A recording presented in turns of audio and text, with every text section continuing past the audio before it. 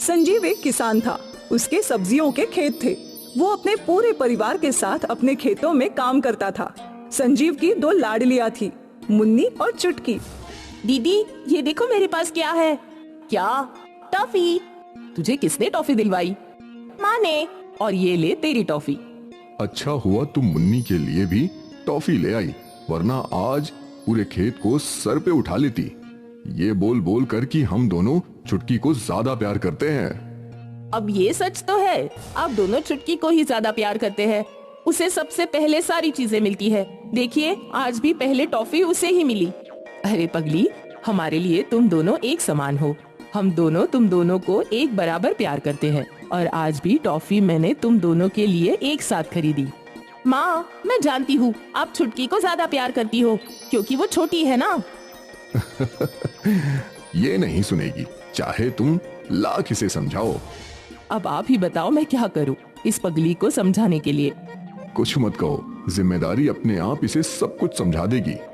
मुन्नी हमेशा यही सोचती थी कि उसकी छोटी बहन चुटकी को उससे ज्यादा प्यार मिलता है, पर ऐसा कुछ नहीं था। संजीव और रश्मि के लिए उनकी दोनों बेटियां एक समान थी। खैर, समय बीता और दोनों बहनों की नोक-झोंक चलती रही।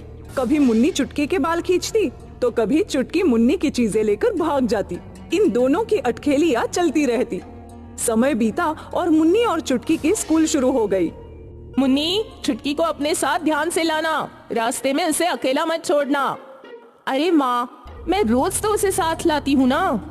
हाँ लाती है, पर मैं भी तेरी माँ हूँ, मैं रोज तुझे यही बोलूंगी। मुन्नी ये सब सुनकर नाराज हो जाया करती थी, पर वो फिर भी अपनी छोटी बहन का बहुत ख्याल रखती थी। अरे चुटकी, दौड़ो मत, तुम गिर जाओगी, तुम्हें चोट लगेगी। रुको, आज माँ से तुम्हारी शिकायत करूंगी। एक दिन की बात, मुन्नी और चुटकी अपने स्कूल में थे। उसका स्कूल पक्का और मजबूत था।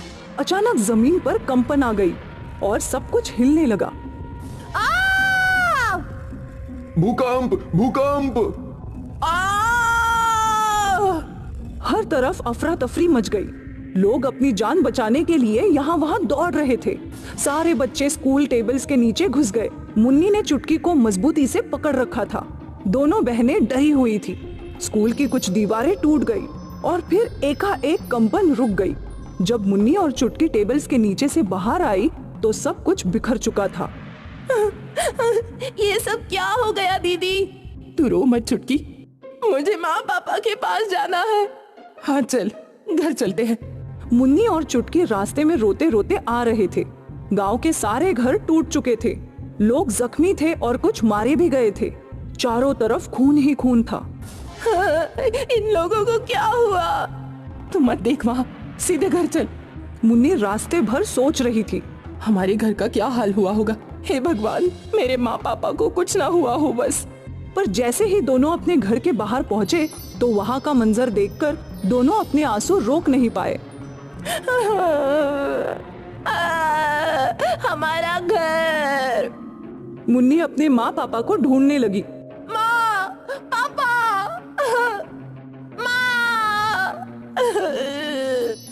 दोनों बच्चियां यहाँ वहाँ दौड़ने लगे। आखिर मलबे में उन्हें किसी का हाथ दिखा। मुन्नी और चुटकी ने मलबा हटाया। उस मलबे में उसके माँ पापा दबे हुए थे। उन दोनों बच्चों को समझ नहीं आ रहा था कि क्या हुआ। माँ, उठ जाओ। पापा, तुम तो उठ जाओ, उठ जाओ। दोनों बच्चियों की चीख सुनकर पड़ोसियों ने मुन्नी और चुटकी को संभाला। दोनों बच्चियां अनाथ हो चुकी थी। पड़ोसियों को दोनों बच्चियों पर बहुत दया आई। कुछ दिनों तक उन सभी ने बच्चों की देखभाल की, पर फिर उन दोनों के खाने के भी वांदे हो चुके थे। दीदी, मुझे भूख लगी है। मुझे भी। अब क्या करें? चल, हमारे खेतों में चलते हैं, शायद वहाँ कुछ मिल जाए। दोनों बहनें अपने खेतों में गए तो वहाँ कुछ सब्जियां थी। चुटकी, अच्छी अच्छी सब्जियां तोड़ ले। ठीक है। उन दोनों ने सारी अच्छी सब्जियां तोड़ी और एक टोकरी में भर ली।